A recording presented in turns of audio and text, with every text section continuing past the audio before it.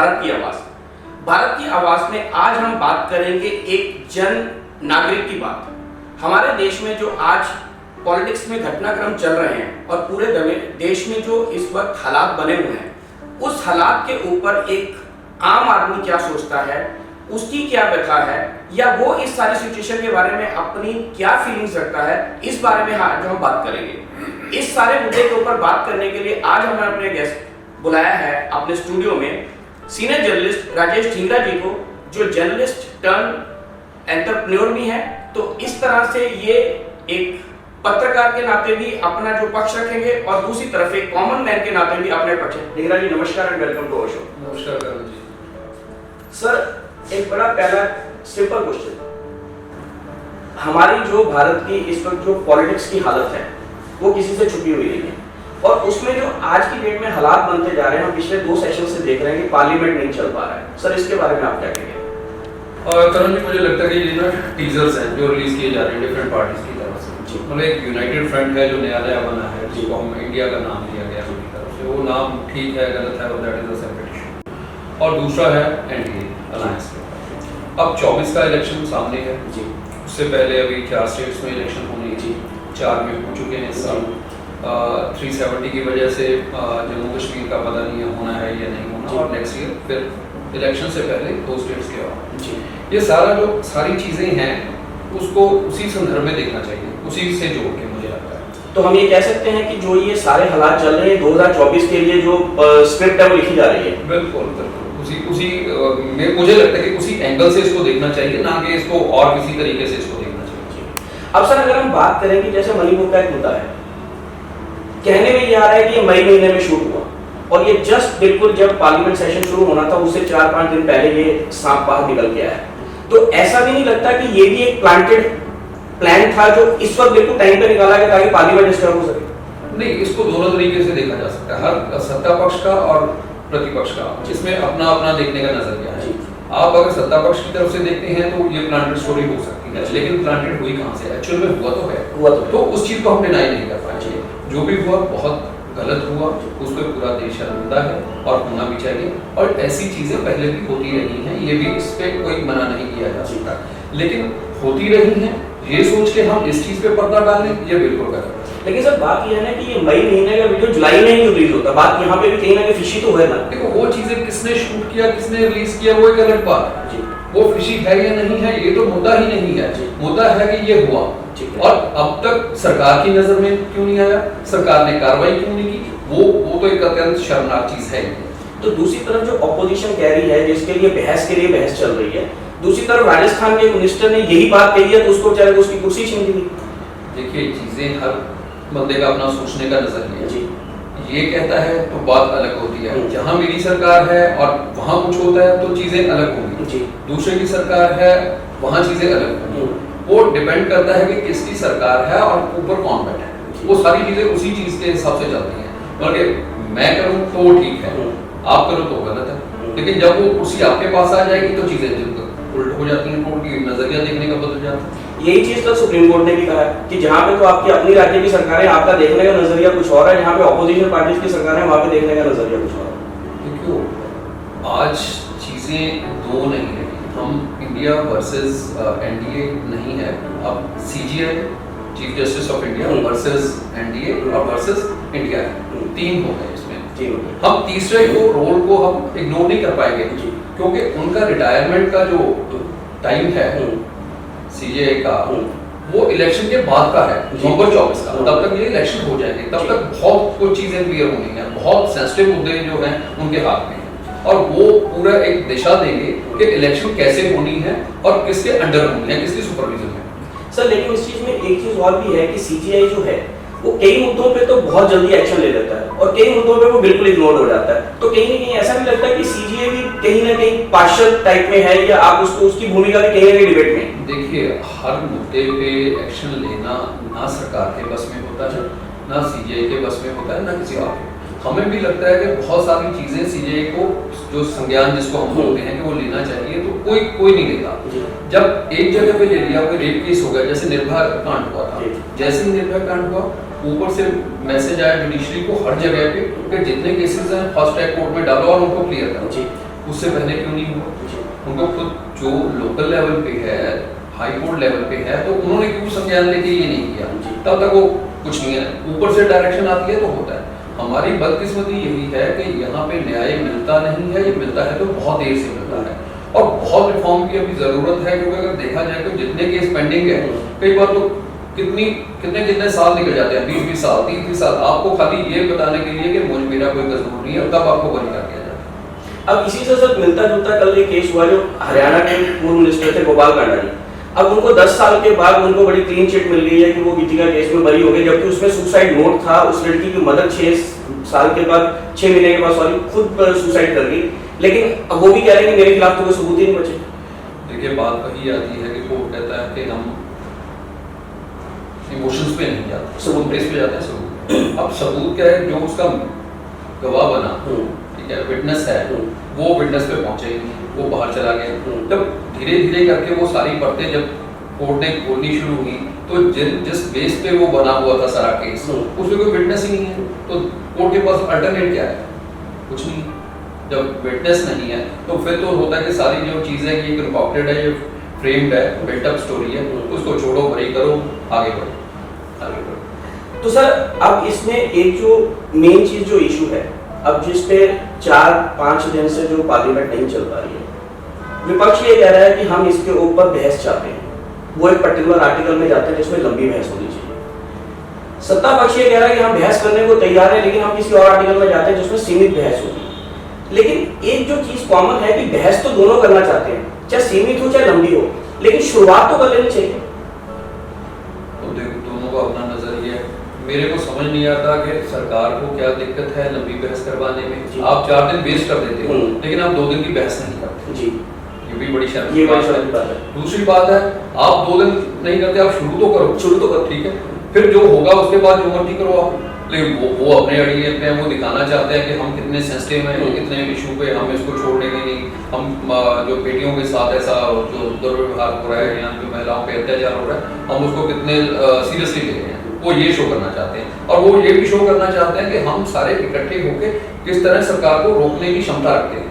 तो एक ये पावर गेम चल रही है, तो वो दिखाने का है कि एक बंदा आ रहा है और दूसरा उसको रोकने की दिखा रहा है कि हाँ आखिर चल के आ रहा है और मैं उसको रोक रहा हूँ। तो ये दोनों चीजें, और इसमें भला किसी का नहीं है, भला किसी का नहीं, क्योंकि जब कोर्ट ने संज्ञान ले लिया, जब सुप्रीम कोर्ट ने संज्ञान ले लिया, तो इससे ऊपर क्या होगा? कुछ नहीं हो सकता। अब सर सुप्रीम कोर्ट की बात पे हम आते हैं कि कोर्ट्स में आजकल किसी भी चीज के लिए आप रोक लगाना बड़ा आसान हो गया। जैसे ज्ञान वापी का मुद्दा है, सुबह खबर आती है कि एएसआई उसको सर्वे करेगा, एएसआई सर्वे करने पहुंचता है, 11 बजे आ जाता है, इसको रोक दो, 26 जुलाई तक के लिए टाल दो। अब या तो पहली वाली कोर्ट ने जो डिसीजन लिया वो गलत था, या अब जो दूसरी कोर्ट लेगी वो गलत होगा। अल्टीमेटली कोर्ट का कोर्ट के साथ ही कहीं पे जाके कॉम्प्रोमाइज नहीं बैठा। देखिए, सुप्रीम कोर्ट इसीलिए बनी हुई है, जो चैनल डिफरेंट बने हुए हैं। आप नीचे जाओ, सेशन कोर्ट में जाओ, हाई कोर्ट में जाओ, वो जाओ, जहां भी आपको लगे गलत है, तो एक आपको एक ऊपर का एक मिलता है, स्टेप मिलता है कि आप वहां जाके अप्रोच कर सकते हो, आप अपने रिलीफ लेने के लिए जा सकते हो। तो इस चीज में तो हम कुछ भी नहीं कह सकते कि जब आप ऊपर की कोर्ट में जाओगे तो आपको उसी का मानना पड़ेगा। तो सर अब ये जो सारे जो मुद्दे चल रहे हैं, जैसे आपने कहा कि 2024 की जो पृष्ठभूमि है उसके लिए तैयार हो रही है। अब अगर हम इस सारे सिनेरियो पे इस तरह से देखें कि जो पॉलिटिकल पार्टीज इस वक्त जिन्होंने इंडिया बना लिया, पहले तो नाम पे ही बहस हो रही है। अच्छा, मैं इस पे भी आपसे बात पूछना चाहूंगा, क्या एक देश का नाम एक पॉलिटिकल पार्टी यूज कर सकती है? देखिए, मुझे नहीं लगता कि इसमें किसी को कोई इशू होना चाहिए। जो पार्टियों ने 26 का गठबंधन है या 20 का है, या चाहे उसमें 30 हो जाए, वो क्या इस देश के बाशिंदे नहीं? क्या वो 10-11 राज्यों में उनका शासन नहीं है? तो क्यों नहीं कर सकते? तो इस जो बहस है वो इन चीज़ों पे तो होनी ही नहीं चाहिए। बहस मुद्दों पे होनी चाहिए। बहस होनी चाहिए बेरोजगारी पे, नाम पे क्यों हो? ठीक है, आप भारत रख लीजिए, आप एनडीए मत रखिए, आप भारत रख लीजिए, आप हिंदुस्तान रख लीजिए, किसने रोका है? ठीक है, आप एक ने नाम रखा इंडिया, दूसरे ने ईस्ट इंडिया बोल दिया, इंडियन मुजाहिदीन बोल दिया। तो जो पार्लियामेंट्री लैंग्वेज है या सभ्यता की लैंग्वेज जो जिसको हम बोलते हैं, वो किसी तरफ से भी नहीं होती। क्योंकि अब जितने दिन नजदीक आते जाएंगे, जैसे जैसे इलेक्शन बहुत कुछ निकल के आया, गालियां आएंगी, ये आएगा, वो आएगा, वो चलता रहेगा, तो इनको सब माफ है। सर, प्रधानमंत्री जी कहते हैं कि हमारा विपक्षी दिशाहीन है, और दूसरी तरफ की पार्टी कहती है कि हमारा प्रधानमंत्री ही दिशाहीन है। तो अल्टीमेटली पार्लियामेंट तो कहीं पे देखिए, किसी रिस्पेक्ट ही नहीं है। आप देश के नागरिक को बताना क्या चाहते हैं कि पूरी लीडरशिप दिशाहीन है, तो हम किसके पास जाए? एज नागरिक मैं पूछता हूँ, मैं किसके पास जाऊँ? प्रतिपक्ष दिशाहीन, सत्ता पक्ष दिशाहीन, तो मैं कहाँ जाऊँ? तो क्या मैं गैंगस्टर्स के पास जाऊँ, या मैं कोर्ट की शरण में जाऊँ? मैं कहाँ जाऊँ? या देवी देवताओं के आगे हाथ जोड़ूं कि भगवान मेरे हिंदुस्तान को, मेरे भारत को, मेरे देवी देवता तो सर खुद कोर्ट में खड़े हैं ना। मैं वही है, मैं कहाँ जाऊँ? एक आम बंदा कहाँ जाएगा? हर चीज दिशाहीन हो गई, दोनों ने एक दूसरे पे ब्लेम लगा दिया कि दिशाहीन है। तो एक मैसेज क्या जाता है नीचे, आम नागरिक को मैसेज क्या जाता है कि जो भी यहाँ पे है वो ठीक नहीं है, सिस्टम को बदलने की जरूरत है, इन लोगों को खुद को बदलने की जरूरत है। लेकिन है क्या वो सत्ता, क्या वो जो है ना, तो क्या मुझे कुछ याद आता है, कहता जब दिल में बस चुकी वो खौफ इक़्तिदार की, तो क्या करेंगे जज्बा कौमी संभाल के। तो इक़्तिदार कहते हैं सत्ता को, जब हवस बन जाएगा ना सत्ता की कुर्सी से चिपटे रहने की, वो हवस जब दिल में बैठ जाती है, तो फिर वो दिल में सेवा भाव, ये भाव, वो कुछ नहीं रहता। अब सर हम जो ऑपोजिशन पार्टीज हैं, जो अब 26 पार्टियां इकट्ठी हो रही हैं, अभी तो 26 की गिनती आई है, इधर भी पार्टियां बढ़ रही हैं। अब वो 26 पार्टियां इकट्ठी हो रही हैं जो आपस में दूर विरोधी हैं। अभी परसों जो पश्चिम बंगाल में जो इंसिडेंस हुआ, उसके बाद अधीर रंजन चौधरी ने ममता बनर्जी को बोल दिया कि आपके राज्य में बिल्कुल भी कानून व्यवस्था नहीं है, क्योंकि वहां पे वो ऑपोजिशन की पार्टी है। लेकिन सेंटर में वो कह रहे हैं कि हम आपके साथ हैं। सेम हालात पंजाब में है। अब पंजाब का जो अपना कांग्रेस का जो अध्यक्ष है, वो ये कहते हैं कि अभी कोई गठबंधन हुआ नहीं है, अभी तो बातें चल रही हैं। लेकिन दूसरी तरफ नवजोत सिंह सिद्धू जी कहते हैं कि हमें इस गठबंधन से एतराज कोई नहीं है। तो सर स्टेट में आप लड़ रहे हो, सेंटर में आप इकट्ठे हो रहे हो, आपकी आइडियोलॉजी क्या है? आइडियोलॉजी किसी की कुछ नहीं होती, वो अलायंस ऑफ कन्वीनियंस है दोनों तरफ से जी, ठीक है। जिसको जहां फायदा मिल रहा है, सेंटर में फायदा मिलता है तो सेंटर में इकट्ठे हो जाओ, स्टेट में आप चाहे दुश्मन बन जाओ, कोई दिक्कत नहीं। तो दोनों तरफ से यही हाल है। तो ये तो है कि हमने वो जो 24 का है जो महायुद्ध होना है, तो उसमें अभी वो जो शुरुआत की है, वो देखना है कि क्या चलता है, क्या कौन किसके अलायंस में किसको कितना बेनिफिट होता है। वो परमुटेशन एंड कॉम्बिनेशन दोनों पार्टियां अपना बना रही हैं कि हाँ जी मुझे इसमें फायदा होगा, इसको जोड़ लो, इसको जोड़ लो, इसको जोड़ लो, कुछ नहीं है। जो कट्टर दुश्मन थे वो भी इकट्ठे हो जाएंगे, जो इकट्ठे हैं वो कट्टर दुश्मन हो जाएंगे। जब एक घर में दो झंडे लग सकते हैं, दो पार्टीज के, डिफरेंट पार्टीज के, तो ये तो बहुत दूर की बात है सर। लेकिन इसमें जो नॉर्मल जो कॉमन आदमी है, मैं अगर एक पॉलिटिकल आइडियोलॉजी की बात करूं, एक बंदा जो कांग्रेस को सपोर्ट करता है, वो पंजाब में इस वक्त आप पार्टी का बिल्कुल विरोधी है, लेकिन सेंटर में उसको बेचारे को आपको सपोर्ट करना पड़ रहा है, तो वो बेचारा नॉर्मल कॉमन आदमी की हालत क्या है? देखो कॉमन आदमी की हालत दिशाहीन है, कॉमन आदमी भी दिशाहीन है।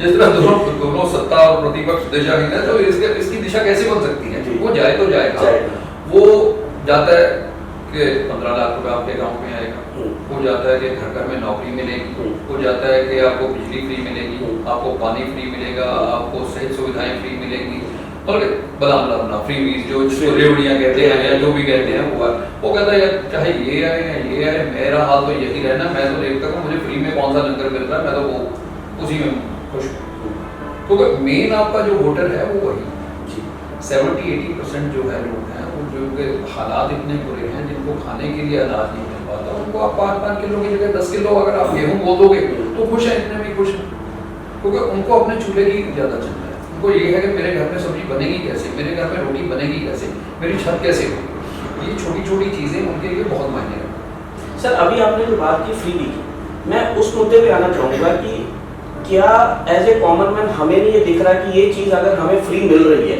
तो कहीं ना कहीं से जेब तो हमारी ही कटनी है, और अल्टीमेटली सरकारें कब तक फ्री दे के सरकार चलेगी?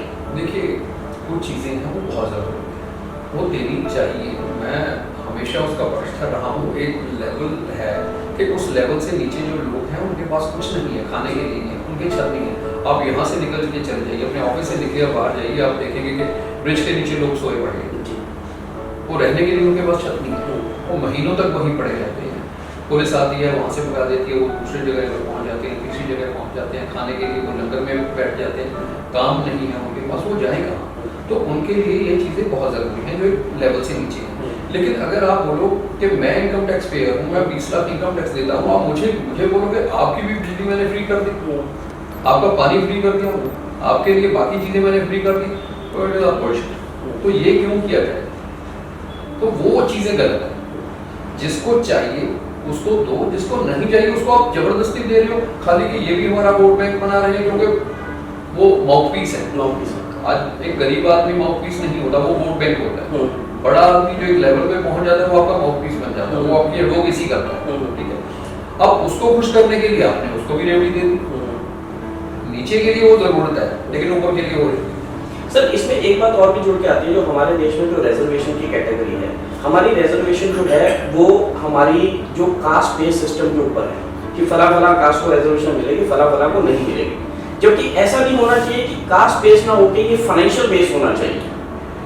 देखिए बहुत हद तक ये चीज़ ठीक है, आज अगर देखा जाए कि ये उसकी पैसा उसके पास कितना है, उसका लेवल क्या है सोसाइटी में, किस लेवल पे उसकी अर्निंग की, लेकिन मैं इस चीज़ को एक दूसरे एंगल से इसमें देखता हूँ कि अगर आपने 50% कास्ट बेस किया है, आप उसको 50% रखें, आप अभी इसको चेंज नहीं कर पाओगे, चाह के भी नहीं पाओगे, बहुत टर्मोइल हो जाएगा ये चीज़।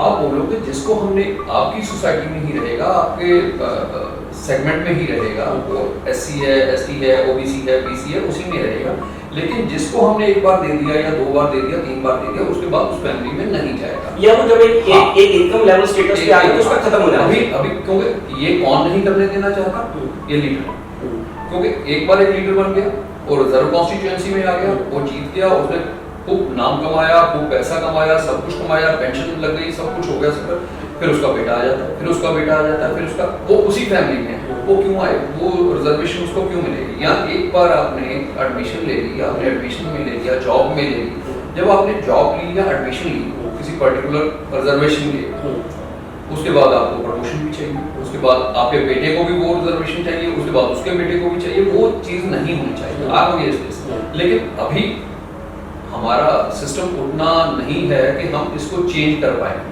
कि उसको 50% से 45। अब तो हालात ये है कि हर बंदा कहता है जी मुझे रिजर्वेशन कैटेगरी में डालो, ठीक है। रीजन ये है कि अच्छा दूसरी बात इसमें है, रिजर्वेशन खाली ये टॉप क्रीमी लेयर को आप छोड़ दो, रिजर्वेशन है कहाँ? टोटल 2% से कम सरकारी नौकरी है, टोटल 2%, 98% तो वैसे ही प्राइवेट है, तो उसमें तो रिजर्वेशन है ही नहीं है। नहीं बट ये तो उस पे तैयारी है ना कि प्राइवेट में भी है। हाँ तैयारी है, तो तैयारी कौन लेके कर रहा है? सरकार कर रही है। सरकार में कौन कर रहा है? यही लॉबी जो SC ST को होल्ड रखती है, ये अपने लिए तैयारी करते हैं, खाली अपने नीचे वालों को दिखाने के लिए कि we are fighting for you, ठीक है, कि मंत्री मैं बना रहूंगा, विधायक मैं बना रहूंगा, आप नीचे का काम करो, आप लेबर का काम करो, उसमें आपकी रिजर्वेशन, तो वो चीजें उनके लिए मलाई नहीं, वो चीज नहीं होनी चाहिए। अब सर इसमें मैं पॉलिटिशियंस की सैलरी और पर्क्स के ऊपर भी आऊंगा। एक बंदा एक दिन के लिए MLA बनता है या 5 साल के लिए MLA, सॉरी मंत्री एक दिन के लिए बनता है, अब उसके बाद किसी कारण से उसको मंत्री पद से हटा दिया जाता है, लेकिन उसको MLA की पेंशन भी मिलती है, उसको मंत्री की पेंशन मिलती है। अगर वो अगली बार फिर जीत गया, फिर MLA बनेगा, फिर मंत्री बनेगा, फिर बनेगा, तो सर इनकी लेवल ऑफ जो इनकम है वो डबल मल्टीप्लाई होती जा रही है, लेकिन जो नॉर्मल आदमी है उसको चाहे वो पेंशन एक भी नहीं मिलती। वो इसी को राजधर्म कहते हैं। ओके, राजा के लिए धर्म अपना अलग होता है जी, राजा धर्म क्या है उसकी व्याख्या खुद करता है जी। तो यहाँ पे राजा कौन है? सरकार। तो वो अपने लिए क्या है ठीक है, वो उन्होंने खुद देखना है, वो अपना खुद ही डिफाइन करते हैं, उनका हम डिफाइन नहीं कर पाते, तो इसलिए हम उसमें कुछ नहीं कर पाएंगे। गलत है सबको पता है, उनको भी पता है गलत है, लेकिन मलाई है कौन छोड़ना चाहेगा। तो सर अब जो 2024 का जो रण लड़ा जाना है, उससे पहले आपने कहा कि कुछ इलेक्शंस पहले भी होने हैं, तो अब हम ये मान सकते हैं कि जब तक 2024 का लोकसभा का इलेक्शन नहीं होता तो हमारे देश में उथल पुथल तो परमानेंट होने वाली है। इस तरह के थोड़े थोड़े तो आते रहेंगे। जिस लेवल पे अब है इससे कहीं ऊपर जाएगी, कहीं ऊपर जाएगी, बहुत सी चीजें बाहर निकल के आएंगी, घोटाले सरकारी एजेंसियां काम करेंगी, घोटाले निकल के आएंगे, लोग जेल में जाएंगे, उसके विरोध में बहुत कुछ होगा, ये तो होना ही। ये तो जब दो महारथी आपस में, दो सेनाएं आपस में भिड़ती हैं तो फिर तो सब कुछ होता ही है। सर ये तो चलो सेनाओं का आपस में लड़ना एक रण है, वो तो सबने हर कोई कोशिश करेगा कि मेरे को जीतना है। मोदी जी की कोशिश होगी कि मैं तीसरी बार आऊं, और विपक्ष का है कि एक बार इनको हटा दें तो फिर हम दोबारा आने नहीं देना चाहते। लेकिन सर इस सारे मुद्दे में जो एक कॉमन मैन है, वो चाहे आप आज की डेट में इंफ्रास्ट्रक्चर की बात करो या आप एजुकेशन सिस्टम की बात करो या आपने जैसे जॉब्स की बात करी, उन सब में उसकी बेचारे की हालत ये हो चुकी है कि वो करे तो करे क्या, उसको यही नहीं समझ आ रहा। हमें बिल्कुल ठीक है, वो खुद दिशा नहीं है, उसके पल्ले ही पड़ रहा है कि मैं करूं क्या। आज आप सड़कों की हालत देख लो, अब पंजाब में जैसे है जी टोल टैक्स का पता ही नहीं कब से टोल टैक्स पूरा हो चुके हैं, अब फाइलें खुल रही है तो वो टोल टैक्स बंद हो रहे हैं, लेकिन जो पब्लिक पैसा दे चुकी है। दूसरी तरफ अब मैं अगर आपको आज की ताजी बात करूँ, अब चंडीगढ़ एडमिनिस्ट्रेशन ने आज क्या किया है जी, आपकी चंडीगढ़ में जो पार्किंग लॉट्स अलॉट हुए हैं उसमें क्या है कि जो बाहर की गाड़ी रजिस्टर्ड होगी उससे डबल चार्जेस करोगे। सर हम है तो एक ही देश में ना, ये कौन सा तरीका हो गया? क्योंकि मैं कभी मैं दिल्ली में जॉब करता था, मेरे को दिल्ली गाड़ियों में डबल टैक्स दूँ, कल को हर राज्य यही करना शुरू कर देगा।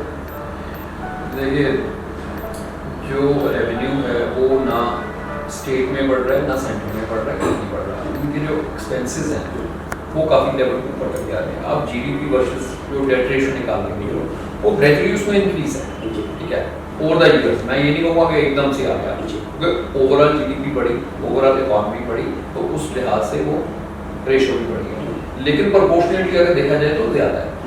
दिमाग में ये था कि जब जैसे इकॉनमी ऊपर जाएगी, पैसा आएगा, अर्थव्यवस्था में सुधार आएगा, तो पैसा भी आएगा उससे, वो निकल के आएगा, तो जो लोन है या डेट रेशियो है वो कम हो जाएगी। वो नहीं हुआ, वो सरकार के हाथ में ही है। आपने बहुत से रिफॉर्म लाने की कोशिश की, आपने नीचे की जो गवर्नमेंट की स्कीम्स है कि नीचे का स्ट्रेटा है उसको ऊपर उठाने का काम कर रहे हो आप। अब हॉस्पिटल खोलने में चल रहे हो, आप रोड्स बनाने पे जा रहे हो, आप यूनिवर्सिटीज या कॉलेजेस में की सेंट्रल सरकार बात करती है कि उस पर पैसा लगा रहे हैं, लेकिन उस पर पैसा लगाने के लिए भी आपको पैसा चाहिए, वो गिनती बढ़ाने के लिए। अब गिनती बढ़ाने के लिए दूसरी तरफ आपके दिमाग में है कि हमने वो रेवेन्यू जनरेट करना है, वो जीएसटी से आएगा, वो वैट से आएगा, कहीं से भी आएगा, वो उस रेशियो में नहीं आया जितना आना चाहिए। उसमें क्या है, अभी वो मैस है, वो आप मोदी की रिपोर्ट उठा के देख लो या किसी और एजेंसी की रिपोर्ट दिखा के देख लो, वो अलार्मिंग उसमें जा रहा है कि 85-89% कुछ हमारा जो जीडीपी डेट रेशियो हो गया, जो कि नहीं होना चाहिए। एक आइडियल जो रेशियो है दैट इज 75-77%, जिसको हम थ्रेशोल्ड कहते हैं। इसके बाद वो रेड सिग्नल आपको दिखना शुरू हो जाता है, तो हम वो रेड सिग्नल वाले जोन में ऑलरेडी पहुंच चुके हैं, तो वो कोई अच्छी बात नहीं है हमारे लिए। तो बहुत सारी चीज़ें हमें दोबारा उसको रिकैलकुलेट करना पड़ेगा, सारी चीज़ें हैं, बहुत सारे पॉपुलराइजिंग जो दिमाग में आइडियाज आते हैं, जैसे अब बदहाली देश की फिर होने वाली है, क्योंकि फिर वो फ्रीबीज होंगी दोनों तरफ से होंगी, तो उसका खमियाजा किसको पब्लिक। तो sir as a genuine taxpayer अगर मैं आपसे एक बात पूछूं कि आपको लगता है कि ये फ्री भी बचनी चाहिए, क्योंकि आप टैक्स दे रहे हो, आपके टैक्स का मिस यूटिलाइज हो रहा है। देखिए मैं उस चीज़ को मैंने पहले भी कह दिया, क्योंकि मैं अपनी तरफ देखने से पहले मैं उन लोगों की तरफ भी देखता हूँ जो ब्रिज के नीचे सोए पड़े, जो पूरे आसमान पे, जिनके पास खाने के लिए, जिनके पास रहने के लिए नहीं है, जिनके पास पहनने के लिए नहीं है, वो कहाँ से पैसा आएगा? वो गवर्नमेंट ही देगी। अब गवर्नमेंट दे दिया तो उसको हम फ्री भी बोल दें। मेरा उसमें है कि एक लेवल तक, एक स्टेटस जो है वहाँ तक आपको देना चाहिए, लेकिन जैसे जैसे ऊपर होता जाए उसको आप कम कर देगा। लेकिन यहाँ पे फ्री बिजली है तो सबको देनी है, फ्री पानी है तो सबको देना है, फ्री ये है तो सबको देना है, वो चीज़ें नहीं होनी चाहिए।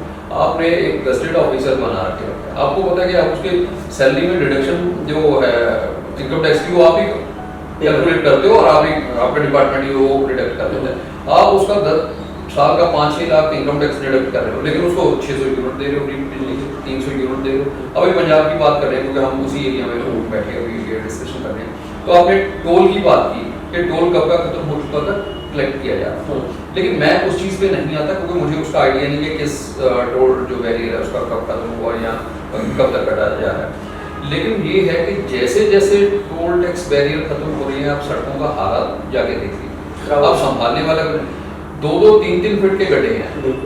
मैं जहाँ से आया हूँ, मेरे घर से लेके अगर मैं 1 किलोमीटर इधर चला जाऊँ और 1 किलोमीटर इधर चला जाऊँ, पिछले ऑलमोस्ट 5-6 महीने में कम से कम उन गड्ढों की वजह से 7-8 डेथ हो चुकी है। तो क्या फायदा उन चीज़ों का? हम तो खुद चाहते हैं कि वो टोल लगने चाहिए, आप इंफ्रास्ट्रक्चर दो हमें, ठीक है।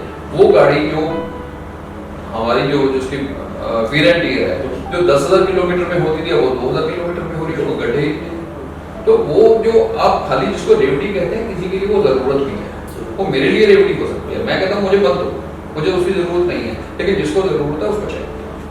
तो सर बहुत बहुत धन्यवाद आपका इतना ओपनिंग और आई ओपनर सेशन करने के लिए, और हम उम्मीद करते हैं कि 2024 का रंग जब तक लड़ा जाएगा आपकी सेवाओं की हमें दोबारा जरूरत पड़ेगी। और तो दोस्तों ये था आज का जो हमारे भारत की आवाज है, एक आम नागरिक की आवाज, वो क्या कहना चाहता है, उसके मन में क्या प्रॉब्लम्स हैं या वो उसको किस तरह से देखता है।